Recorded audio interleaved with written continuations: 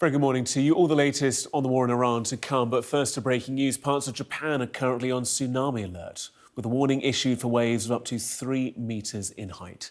The alert was issued after a powerful 7.4 magnitude earthquake struck the north of the country along the coast near Honshu. The tremor was 10 kilometres deep, according to Japan's Meteorological Agency. Let's show you these live images. This is where ships have sailed out of port. This is one of the areas bracing for impact. We've already seen waves of up to 80 centimetres in Kuji City in Iwate province. Miyako, 40 centimetres, those waves then falling 30 to 20 centimetres in other regions. The Prime Minister of Japan, relatively new in post, says an emergency task force has been set up and residents should evacuate to safety. We're hearing that broadcasts told people to move to higher ground and that evacuation centres were open and available to those who needed them. We've also been hearing from a Meteorological Agency briefing from Japan. We can just show you some of those images. Conversation speech is in Japanese, but let's just show you these images from the briefing. The maps there showing the coastlines of the islands of Japan.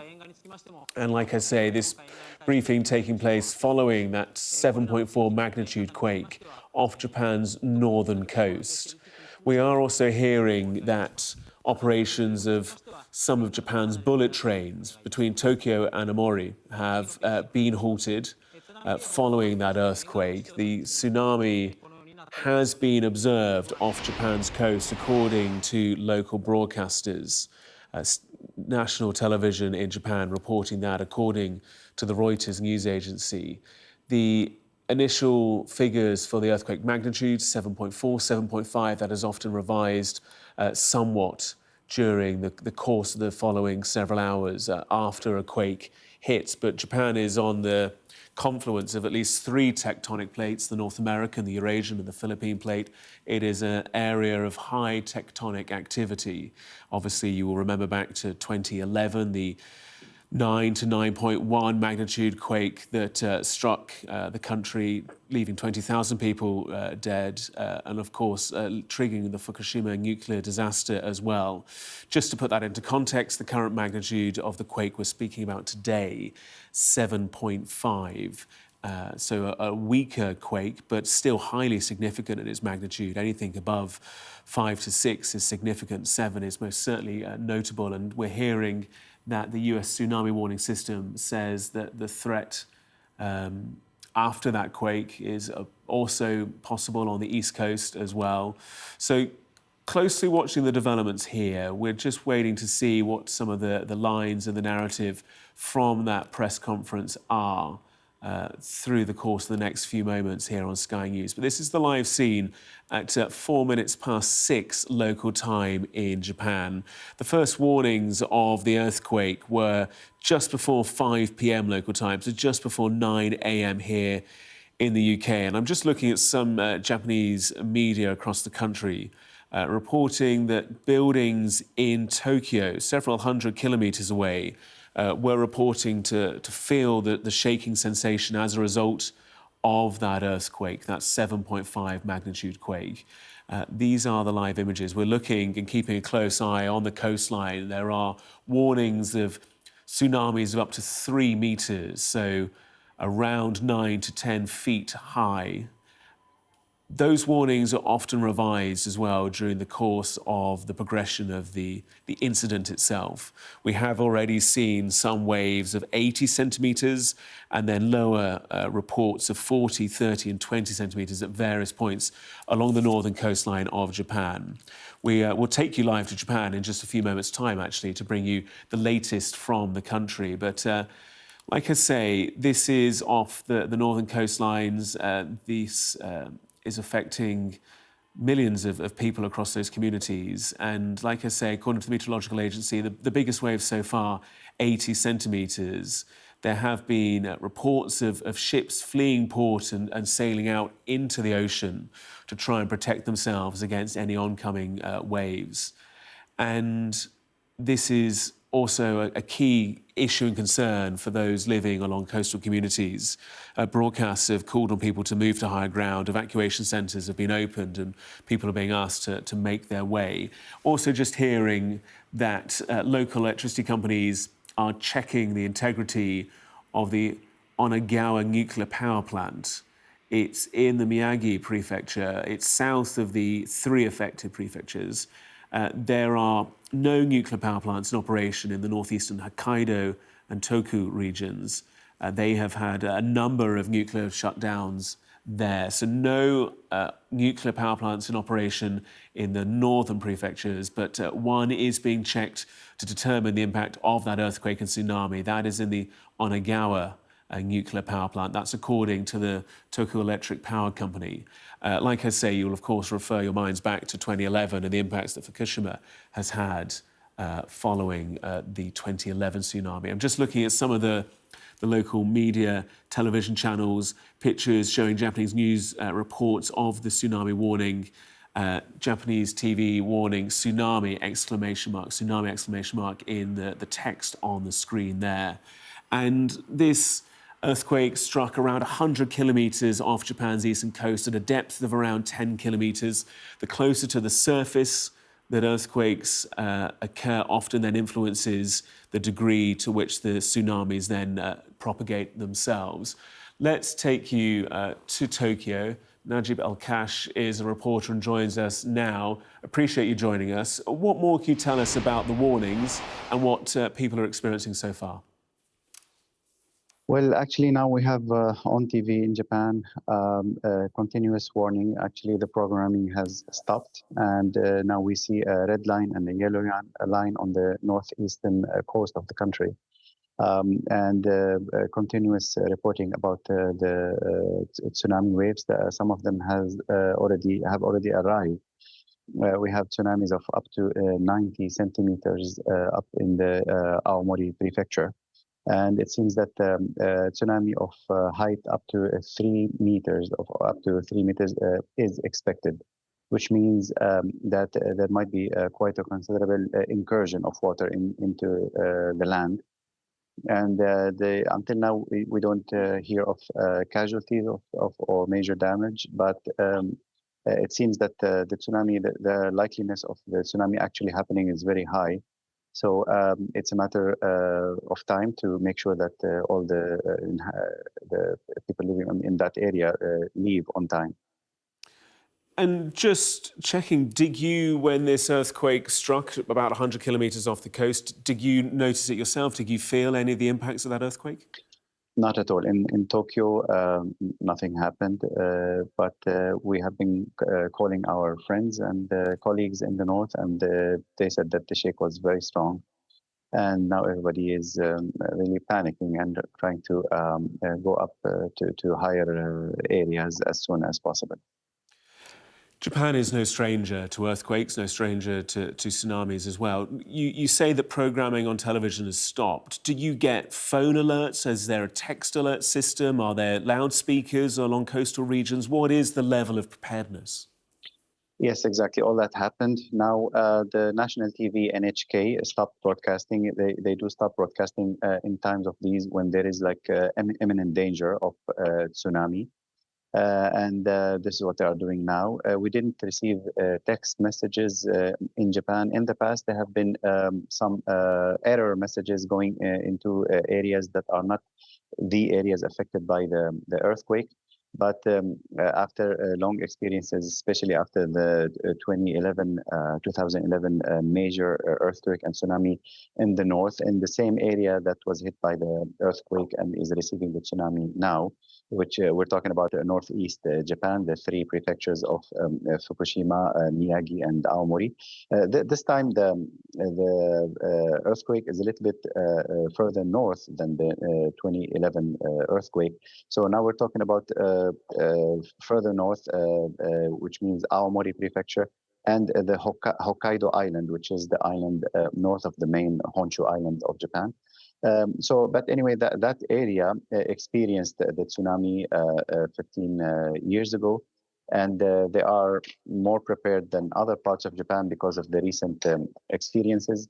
And also the system, the alarm system has been improved over the years. So recently we know that it's quite precise, and it can send the messaging and the sirens would go off in the area that is expected to receive the tsunami. And in addition to verbal messages from speakers on posts all along the coast.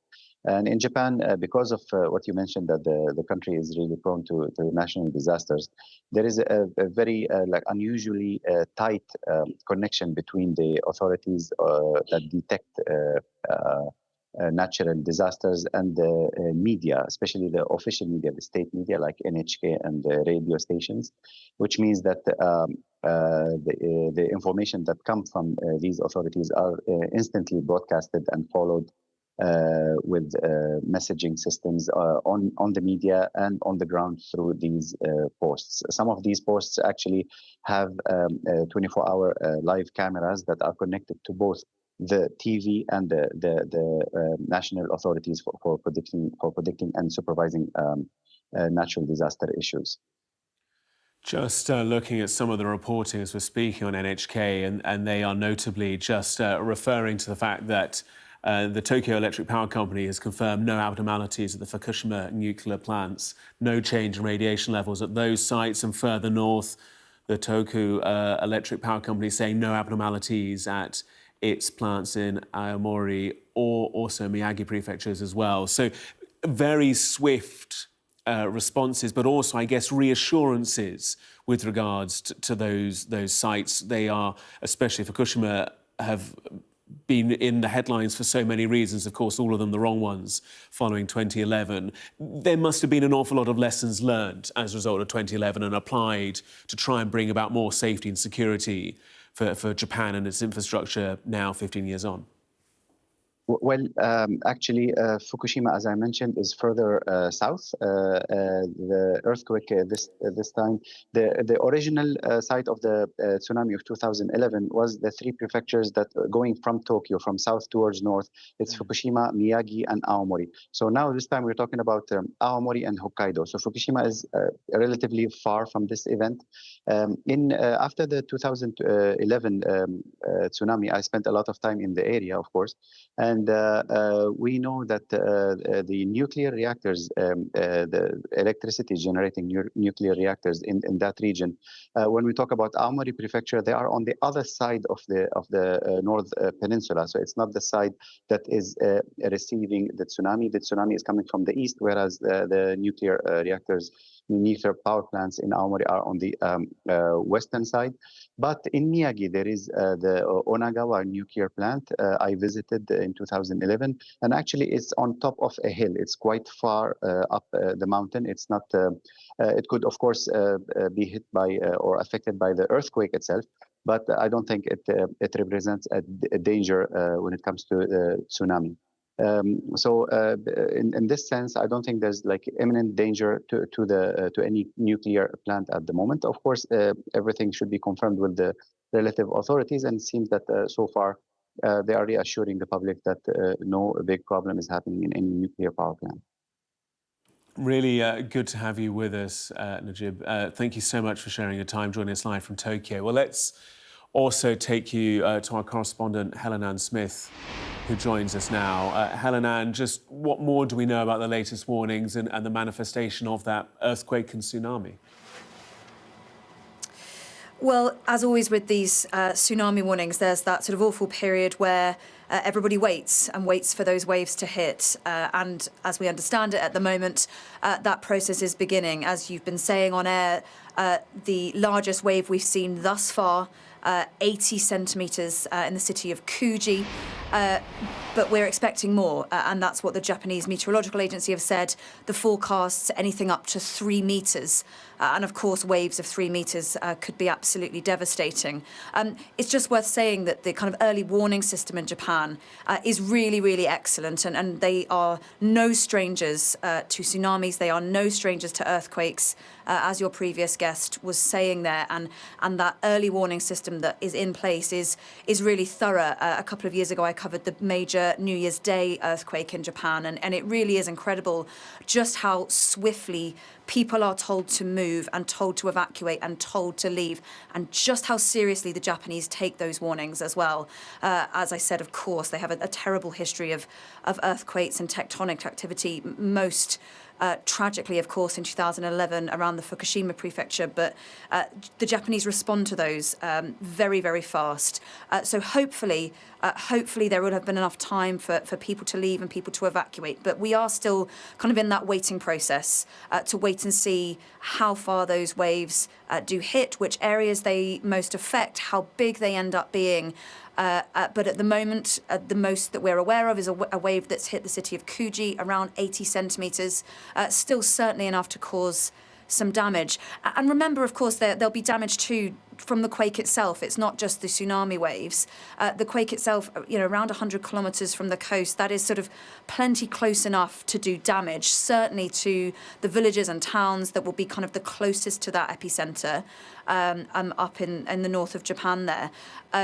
And the depth of it matters as well. So the depth of the earthquake was actually very shallow, about 10 kilometres in depth. And a shallow earthquake is often considered to be sort of more catastrophic, more dangerous, certainly more likely to cause those big tsunami waves. And if you just take a comparative point, of course, there are many different factors that affect how devastating an earthquake can be. But if you take a comparative point, this earthquake at 7.5 on the Richter scale, the devastating one in 2011 was 9.1, but this earthquake is far shallower, so it does have sort of greater potential in a different type of way. So look, as I said, the Japanese are tragically quite used to these. They are extremely well prepared, not just their early warning systems, but their infrastructure and their architecture as well.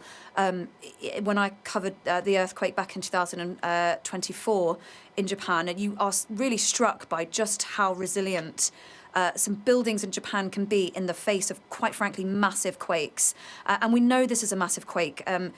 The Richter scale 7.5, but just to put it in some context, there are reports that in Tokyo, a city hundreds of kilometres to the south, they were feeling the reverberations of this quake. So that gives you some sense that even if those tsunami waves end up not being as large as 3 metres, there is absolutely the potential for quite serious damage. A quake, as I said, just 100 or so kilometres from the coast of Japan, and a quake of 7.5. It is a big on the scale.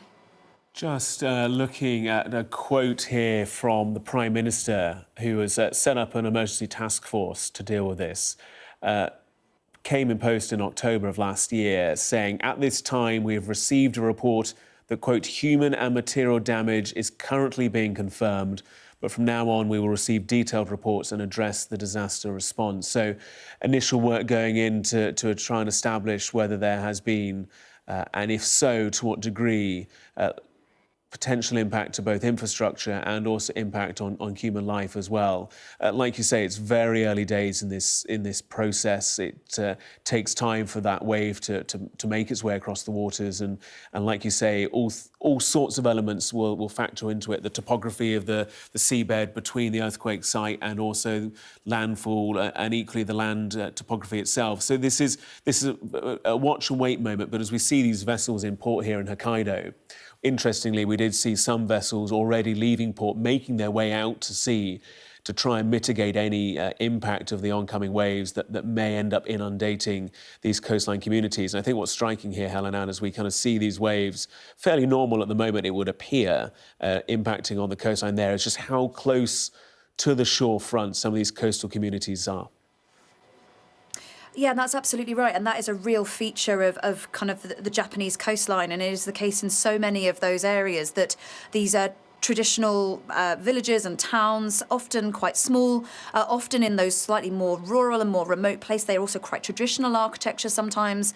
They can often be traditional wooden housing that perhaps are not as resilient to this type of thing. But certainly when it comes to the kind of the bigger buildings, the apartment complexes and whatnot, certainly buildings that have been built within the last decade or so, the sort of rigorously upheld earthquake proof, if you like. Obviously not earthquake proof completely, nothing can be, but the architecture there is absolutely designed in a way that they know they are a region, they know they are a country that is greatly affected by tectonic activity, that is greatly at risk of earthquakes and of tsunamis. But look, I think the Prime Minister there with that statement, we know that she said that they are already putting a task force in place. They've taken other measures such as suspending the bullet trains, of course telling thousands of people to evacuate. But the fact that they're saying already that they're kind of monitoring damage to infrastructure and human damage as well, I think is quite telling, because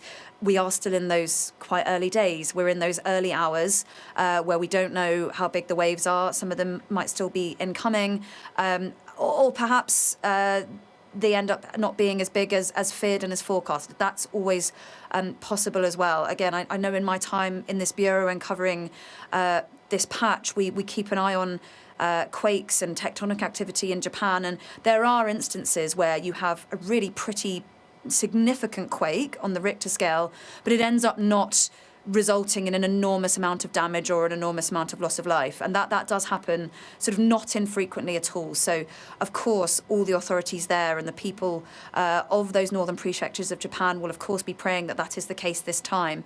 But as I say, we are just in that early period at the moment where we have to wait and see. And, of course, as I said, 80 centimetres of water is certainly enough to do some damage. A quake of that scale is certainly enough to bring some buildings down, particularly some of those more traditional structures, particularly in those communities that all live close to the coast. So certainly people will be worried. But I just want to reiterate again that the early warning system in Japan is really remarkable. It's really incredible, and people take it seriously. So those people living in those coastal communities, if they have been told to evacuate, of course, maybe not everyone gets the message, not everyone can move quickly enough, but theoretically, people certainly in that area, they take these warnings seriously. Helen Ann Smith joining us. You're watching Sky News. Let's just take a few moments to remind you as to why we're watching the coastline of Japan, Hokkaido in particular at the moment at 6:20 local time. This is because, according to Japan's Meteorological Agency, a powerful earthquake has struck off the northern Japanese coast. There are 3 prefectures in particular that are affected by the resultant tsunami alert. This earthquake, magnitude 7.5, struck at 4:53 p.m. local time. That was at 8:53 a.m. here in the United Kingdom. It occurred around 100 kilometres off the coast at a depth of around 10 kilometres below the sea surface, as we've just been hearing there from Helen Ann. And those elements are key, because the closer to the surface that earthquakes occur, the more impact they have on the water, the body of water above that seabed. And obviously the distance between the shore and the epicenter of that earthquake, also a key consideration in determining the time and potentially also the height of any tsunamis that are triggered as a result.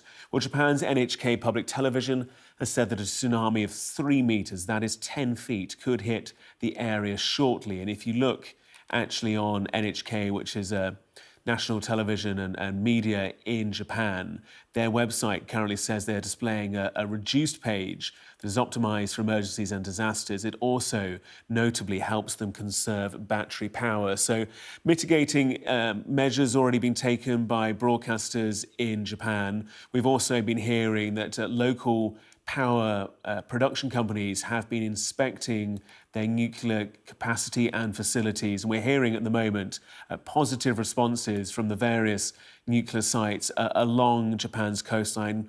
Water, a key element for cooling for nuclear sites. They are so often built along coastlines. Of course, that became also evident back in 2011 following the 9 to 9.1 magnitude quake that struck there, leaving over 20,000 people dead, and the Fukushima nuclear power plant inundated with water, and the disaster that resulted following that tsunami. Just with a note to the Richter scale itself, this is a 7.5 magnitude quake, and every increase in figure, a 6 to a 7, a 7 to an 8, for example, is a tenfold increase in the amplitude. That is the shaking that is exhibited as a result of that earthquake. But 31 times more energy being released. So it is not a simple scale. It is kind of a measure of 10 every time. So a 7 magnitude quake is 10 times more powerful than a 6, but 100 times more powerful than a 5. So this logarithmic scale indicative of the fact that how much power is being released through the course of these events. And Helen Ann, it's worth noting, isn't it, that this is a highly busy, one might say, but highly active area of tectonic activity, and often it doesn't trigger tsunamis, but Japan is no stranger to earthquakes, and modern building design, certainly for mitigating against the physical shaking impacts, is highly established and highly well built in and factored into the design of modern buildings in Japan. Yeah, that's absolutely right. They really are built to withstand this because Japan knows it is on the sort of the junction, if you like, of 3 major tectonic plates. It is a place that is so regularly struck by quakes and tremors, and so often, you know, Japan will get these quakes, and you might not even hear about them on the mainstream news because they're not major enough, and you know, the buildings there are so well designed and the warning systems are so well designed that the impact ends up being relatively contained, relatively minimal. But of course, Japan knows that it has the potential for these much bigger quakes to break through. And it knows as a society that it needs to be prepared for those. And it broadly is, of course, again, as a comparative point. So this quake measuring at 7.5, the quake back in 2024 on January the 1st, that was exactly the same sort of magnitude on the Richter scale, 7.5. It was slightly closer to the coastline, so the tsunami wave was less of an impact in the end because just the distance of you know, water to travel, if you like, for those waves the water ended up not being particularly devastating, but the quake itself was plenty strong enough to level buildings, even in well-prepared Japan, even in a place like that where the buildings are largely, certainly the ones that have been built within the last 10 years or so, built to try and withstand as much as it can this sort of thing. So when you're talking about a quake of 7.5, you know, one that is close enough to the coast as this is, around the 100-kilometre mark, it's absolutely feasible that this will cause serious damage. And crucially, as well, as I said before, it's a shallow quake this time, 10 kilometres. That's absolutely considered to be shallow, and that is the type of quake that is most likely to trigger these big, big waves that the Japanese Meteorological Agency is warning about. And waves of 3 metres, of course, would be absolutely devastating for so much of that coastline. And just a note on kind of the type of communities in this area. Certainly Hokkaido Prefecture, sort of Hokkaido is Japan's sort of northernmost main island, and it's a pretty rural place on the whole. It's quiet. Parts of it can be very remote, and it's a place that relies on sort of more traditional industries. Often it's a place that is a beautiful destination for tourists to visit, but many of these communities are quiet, not enormously sort of cosmopolitan places, if you like. So it will be a big potential impact in communities like that. There's probably traditional housing in a lot of the villages along the coast in that prefecture, and certainly the potential, at least, for a lot of damage. But look, at the moment, we are in that sort of waiting phase, if you like, to see if the waves that end up reaching the coast of Japan are as bad as the Meteorological Agency say they could be potentially. They're forecasting 3 metres. So far, the worst that we've seen so far has been in Kuji City. That has been of 80 centimetres. And there have been others as well that have been recorded, that have been sort of properly observed, if you like, by the Meteorological Agency, of sort of 40 centimetres, 30 centimetres, and some other sort of variations as well. So, of course, at that sort of height, if you like, that's not too bad. There might be a little bit of damage, but hopefully not life-threatening. But certainly if the waves start reaching kind of much above 80 centimetres, of course that's the sort of strength that could do significant damage to the properties, the infrastructure along the coastline, along those areas that could potentially be life-threatening as well. And then, of course, it's not just the waves, as we're saying, it's about the impact of the shaking and how resilient some of the buildings are in that area to that level of shaking. You're watching Sky News. Helen Ann Smith joining us. We're also going to bring you the thoughts and insight of Dr. Simon Boxall, Senior Lecturer in Oceanography, in a few moments' time. He knows these stories better than anyone, so we'll hear from him in a few moments. But before we do, I just want to bring you up to speed on how Japan rates the warnings for tsunamis such as this. There is a three-tier system for tsunami warnings in Japan. There is an advisory, that is for tsunamis up to 1 metre in height. And there is a threat to those in the water, and people are told to leave the sea immediately. That then raises to a tsunami warning, where tsunamis up to 3 metres are expected. Damage is predicted to low-lying buildings and evacuation is ordered. And then a major tsunami warning, the top tier, is for waves greater than 3 metres, with coastal areas needing to be immediately evacuated. Widespread damage to buildings near water is expected. So the lowest tier advisory, moving on to warning, and then major tsunami warning. Today's warnings that have been issued are for a tsunami warning, the second tier warning for Iwate Prefecture and parts of Hokkaido and Amori. There's caution that waves of up to 3 metres are expected. And then there is a wider tsunami advisory, so the first tier of warnings for some of the other prefectures and some of the other areas there. So waves expected from 1 metre to 3 metres. The 1 metre warnings are on the periphery of this warning zone, and then the higher level red warnings are more central to that zone, although the distribution of these warnings are slightly impacted by the landscape and the shape of the coastline in part. But you can see there on the map the location of that earthquake, 100 kilometres to the east of the coastline there of northern Japan, at around a depth of 10 kilometres deep. You can see there to the southwest, Tokyo. Some reports online that there had been some shaking felt in buildings, although speaking to a local journalist earlier in this programme who was based in Japan and based in Tokyo, he said that there had been, to his experience, no impact felt. But having spoken to people up in the northern prefectures, they had reported very strong shaking and quite a significant impact as a result of that 7.5 magnitude quake. And of course, with earthquakes of this magnitude, it's not just the initial shaking that is worth our attention, but aftershocks are often reported within hours, days, sometimes even weeks after events such as this, as the two tectonic plates settle into their newly aligned position. Let's bring in Dr. Simon Boxall, Senior Lecturer of Oceanography at the University of Southampton. Simon, always good to speak to you. I appreciate you sharing your time with us. Talk to us about what your analysis is of the circumstances as we know them. 100 kilometres off the coast, 10-kilometre depth and a 7.5 magnitude quake. What would your analysis be as to what potentially happens next? This has the potential for creating a moderate tsunami. When I say moderate, you've got to put this into perspective with the huge tsunami back in 2011, which killed over 20,000 people. Now, that created waves that were over 10 metres high. There were reports of up to 40 metres. Whether that's true or not, we don't know. But certainly we were looking at 10, 12, 14 metres, which basically breached all of the tsunami defence systems that Japan has very effectively put along their coastline.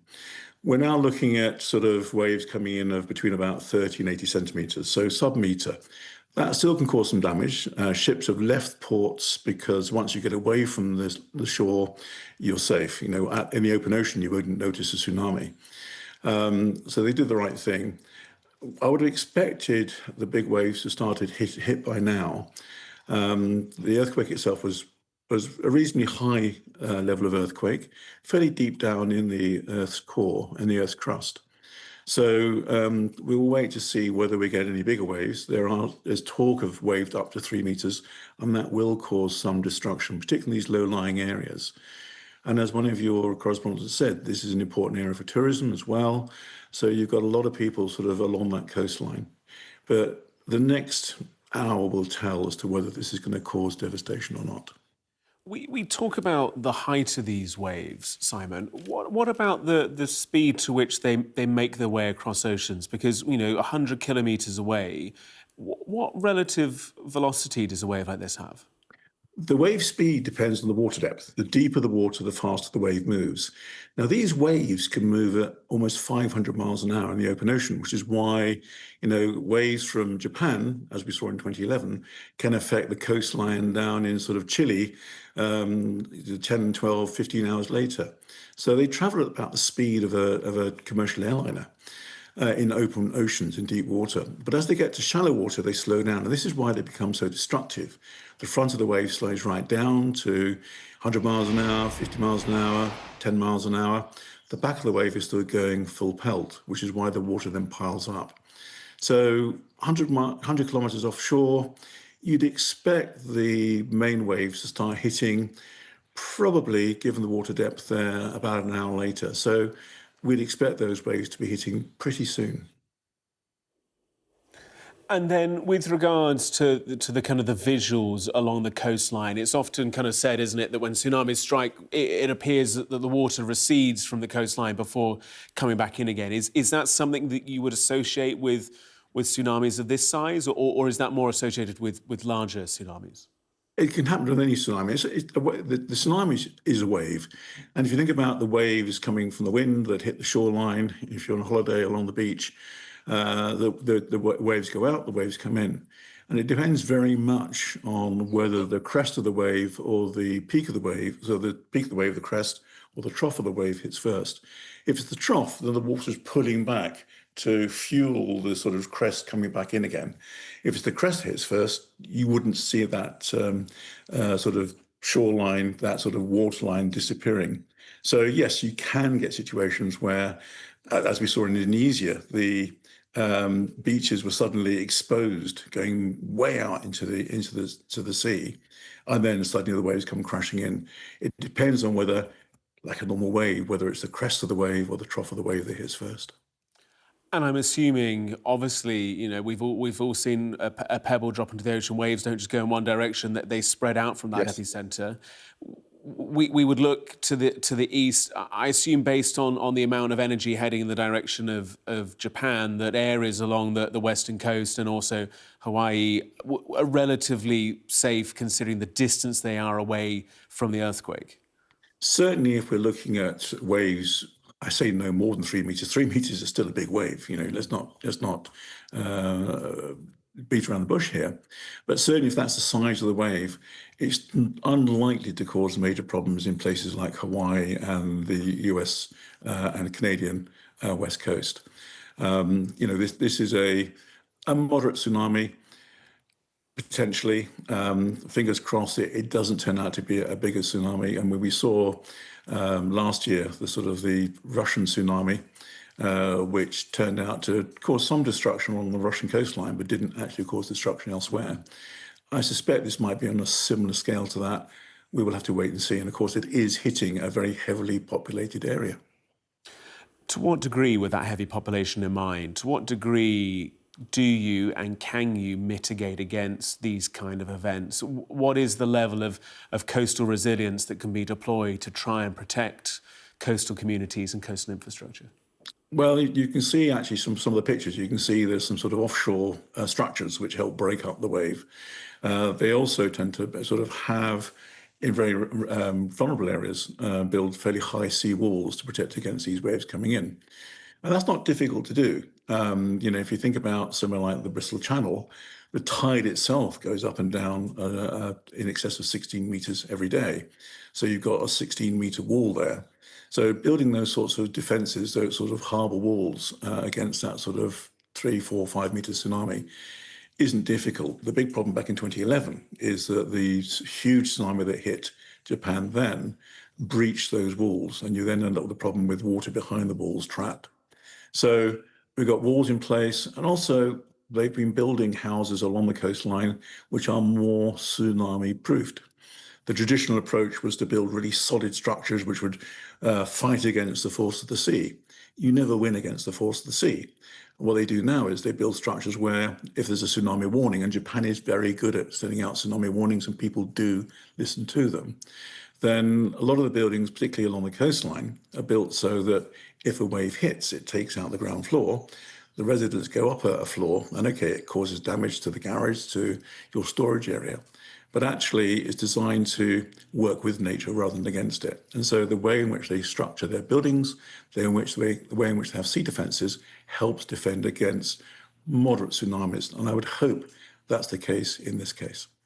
Just looking at some of the figures here, the most recent major quake was a magnitude 7.6 off Amori back in December 2025, so it was relatively recently, and the Japanese Meteorological Agency kind of noting that 10% of all earthquakes with a magnitude 6 or higher occur in and around Japan. So that lived experience is then, as you say, played out in building design, civil design, infrastructure design as well. I'm also interested, just thinking back to the tsunami itself. We've talked about the depth of the earthquake and how that impacts the water above it. We've talked about water depth as well and how that impacts the speed of the waves.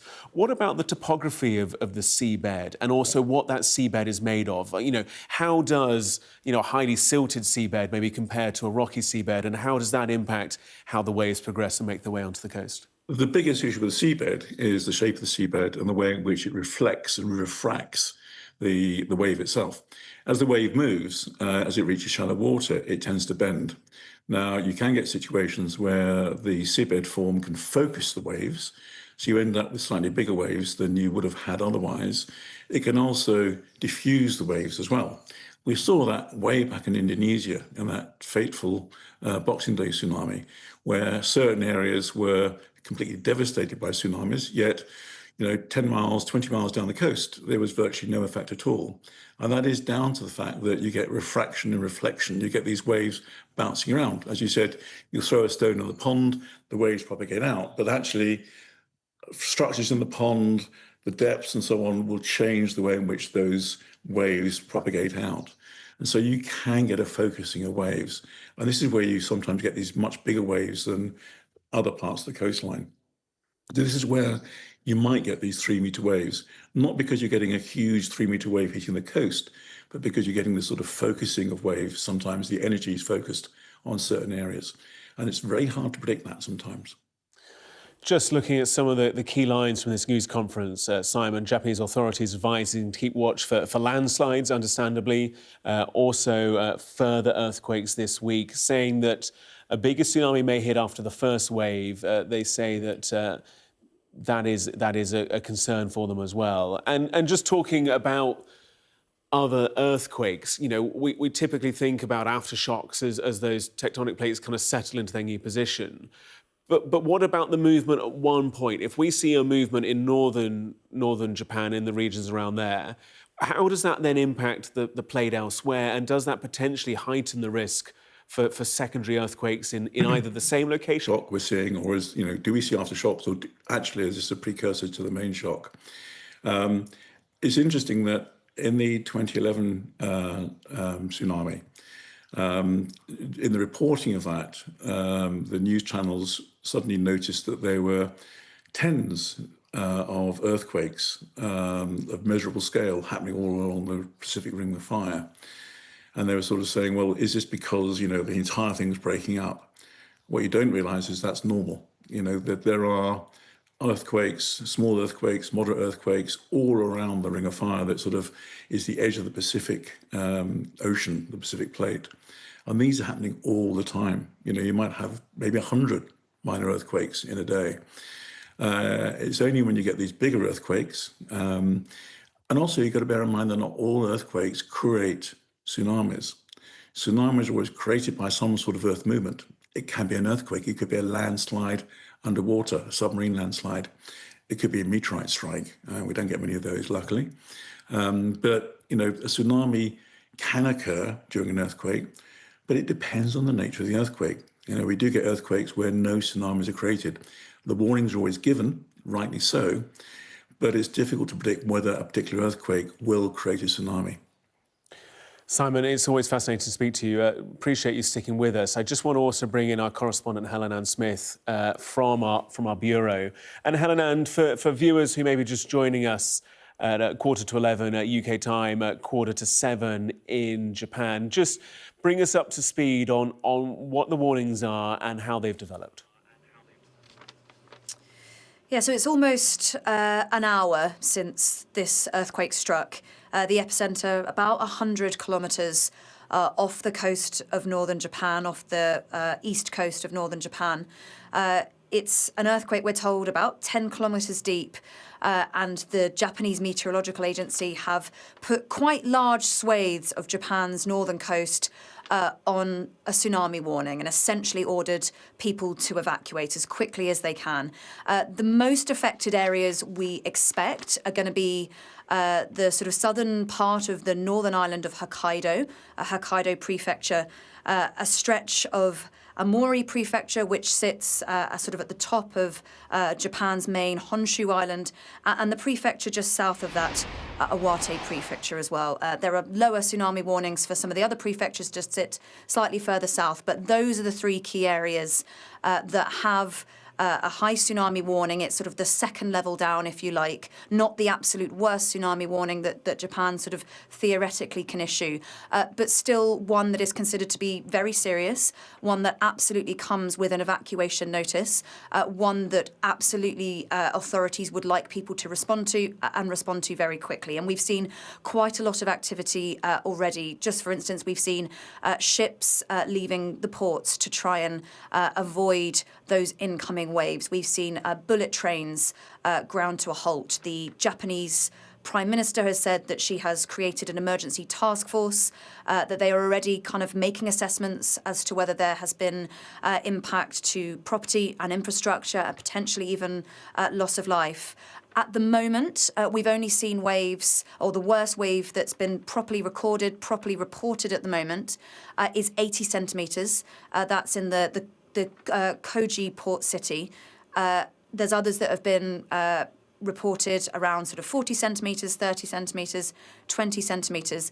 But we wait to see whether waves that are bigger than that are likely to hit. The Japanese Meteorological Agency saying that we could be seeing waves of up to 3 metres. Of course, 3 metres would be enormously damaging, enormously dangerous as well. Just worth saying, actually, that Japan has its own scale for measuring these things. Although, kind of according to the Richter scale that you might be more familiar with, it's being registered as a 7.5 earthquake. That is a big quake. That is very serious. Japan have their own scale. They sort of measure them between 1 and 7. And Japan is calling it, according to their scale, an upper 5. And just to give you a bit of a sense of what that translates to, an upper 5 quake, they say, is the sort of quake that could kind of knock furniture over, break windows, cause structural damage to buildings, a quake that would cause people supreme difficulty in walking and moving about. So just to give you just a sort of a theoretical sense of what a quake like that can mean and what a quake like that can cause. But as we were just hearing from your previous guest, of course, just the sheer scale of damage and impact, it is down to so many different factors. It is down to the distance away from the coast. It is down to the nature of the seabed. It is down to the shape of the water and how far it has to travel. It's, of course, down to just the resilience of the infrastructure in those most closely located villages and towns. It is down to whether people heeded the evacuation warnings, how quickly they came, how much time they had. You know, all these factors will determine in the coming sort of minutes and hours, I think, just how serious this quake and this tsunami is, just how much damage we expect to see, and just how catastrophic it can be. As we've been saying all morning, Japan is no stranger to tectonic activity. It is no stranger to earthquakes. Actually, just in December, there was a really pretty seismic, pretty big earthquake, around 7.5 on the Richter scale, in the north of Japan, but actually it caused very little damage relatively and very little loss of life. So those type of quakes can happen in Japan, and they can have low levels of impact. But then, of course, on the other end of the scale, Japan, most notably back in 2011, experienced an absolutely devastating earthquake and tsunami that killed in excess of 20,000 people. So, this country and this people, this population, they know that there is this terrible range of possible outcomes, and they take it very, very seriously, not just the authorities, but the population and the people as well. And so at the moment, I'm sure people are heeding those warnings and doing what they can to move to safer ground while we wait to see just how impactful those waves might be. Helen Ann, appreciated joining us here live on Sky News. We're keeping a close eye on the situation in Japan. A magnitude 7.5 quake around an hour or so ago. Warnings of up to 3-metre tsunamis have been forecast. Just a final thought from Dr. Simon Boxall. Simon, we've kind of talked about when this all kicks off and the development of this incident. At what point would the Japanese Meteorological Agency, the authorities, signal the all clear, for lack of a better phrase? I think in the next couple of hours. I think once you get to 2 hours in, they're going to be quite safe. I think the big, not only is it the scale of the tsunami comparing to the 2011, which is huge, it's also the speed. In 2011, they had about 10 minutes warning after the earthquake. And even if you knew the earthquake had happened, you can't do much in 10 minutes. In this case, you can see that boats had time to move out of the port to minimize damage to boats. You can see people have got time to move away from the immediate coastline, to move upstairs, to protect their belongings and their lives. So I think, when we compare this to the 2011 tsunami and even more to the point, the Indonesian tsunami, then I think the level of destruction, hopefully the level of loss of life will be very, very minimal. Simon Boxall, good to have you with us. Appreciate your insight and analysis there. And just looking actually further to our conversation a short while ago, just looking at the US tsunami warning system, they say no tsunami warning, advisory, watch or threat from their perspective. They do note the earthquake and the tsunami off the east coast of Honshu, Japan. So from the American perspective, on the eastern side of the Pacific, they say no tsunami warning, advisory, watch or threat, but a continued watch on the coastline of Japan. Let me just bring you up to speed on some of the impacts as known and some of the areas that are operating as normal. So this is according to NHK, the broadcaster in Japan, saying that the tsunami is forecast. Up to 80 centimetres has already been seen and noted in Kuji port, and the water is still rising there, according to NHK.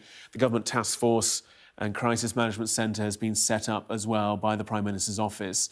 Just hearing regarding air travel, operators of airports say their operations have not been affected. The Shinkansen bullet train in Tohoku has been suspended between Tokyo and Shinamori. It has also been suspended between Tokyo and Fukushima, and has also been suspended on one other line. Local lines in Iwate Prefecture have halted services, and some local train lines in Hokkaido have also stopped services too. We've talked a lot over the course of the past hour as we watch the developing situation along the coastline of Japan, of the situation along Japan's power stations. Well, according to the Tokyo Electric Power Company, no abnormalities at the Fukushima nuclear plants. Because of their location, were not expected to have any major impact, although it's been confirmed no abnormalities there, no change in radiation levels at those sites that were devastated 15 years ago. Further north, no abnormalities at sites in Aomori Prefecture or also in Miyagi either, and also at storage facilities as well for fuel storage, no abnormalities at those storage systems either. So indicative, I think it's fair to say, of both the amount of time there has been to respond to these warnings and also the amount of work that has been put in Japan, as we've been discussing with Helen Ann Smith and Simon Boxall, into building infrastructure. You can just see here the wave state along the coastline. You can see there that coastal wall that wraps round that community. These are some of the latest pictures from a short while ago, and that coastal wall higher than the height of those cars. So that gives you a sense of the height of that wall, certainly kind of from the roadside perspective, 2, maybe 3 metres in height. And you can see as the camera from this helicopter shot pans in, just